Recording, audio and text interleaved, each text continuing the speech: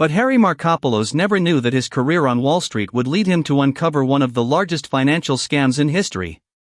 Born on October 22, 1956, Markopolos attended Roman Catholic schools and graduated from Cathedral Preparatory School in Erie, Pennsylvania, in 1974.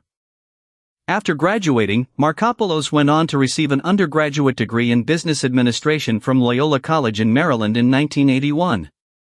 He then pursued a Master of Science in Finance from Boston College in 1997, becoming a CFA charter holder and a Certified Fraud Examiner, CFE.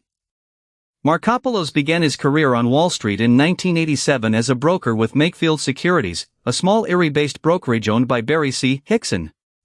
He then moved to Darien Capital Management in Darien, Connecticut, as an assistant portfolio manager in 1988.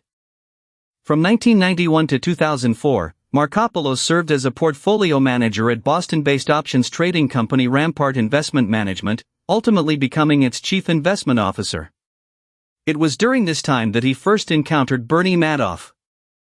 Markopolos obtained a copy of Madoff's revenue stream, which he spotted problems with. The biggest red flag, he believed, was that the return stream rose steadily with only a few downticks, represented graphically by a nearly perfect 45-degree angle. Markopolos concluded that Madoff could not mathematically deliver his purported returns using the strategies he claimed to use. He sent a formal complaint with the Boston office of the SEC during the spring of 2000, but the SEC took no action. Joel Tillinghast of Fidelity Investments dropped his plans to study Madoff's strategies after a meeting with Markopolos. Michael Okrent, editor-in-chief of MAR Hedge, joined the effort to publicize Madoff's questionable actions.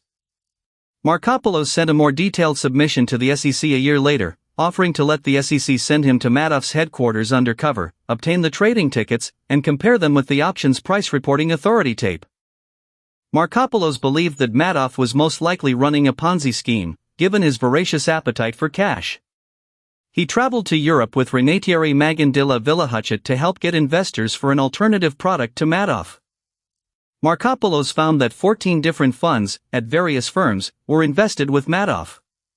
Each manager believed that his fund was the only one from which Madoff was taking new money. Markopolos warned Magan de la Villahuchet, but Magan de la Villahuchet refused to disengage from Madoff.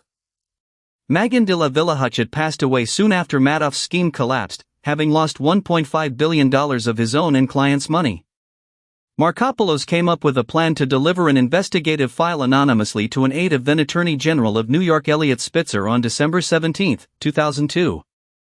Markopolos sent a 21-page memo to SEC regulators in November 2005, entitled "The World's Largest Hedge Fund is a Fraud." He outlined 30 red flags that he believed proved Madoff's returns could not be legitimate. Markopolos believed that Madoff was on the brink of insolvency as early as the summer of 2005. He was right, as Madoff was sentenced in 2009 to 150 years in prison. Markopolos' team uncovered evidence that Madoff was accepting leveraged money in June 2008. The U.S. House Financial Services Committee held a hearing on February 4, 2009, titled Assessing the Madoff Ponzi Scheme and Regulatory Failures. Markopolos' book on uncovering the Madoff fraud, No One Would Listen, a true financial thriller, was published in 2010. The Madoff Recovery Institute website exists, helping to recover funds for victims of the scam.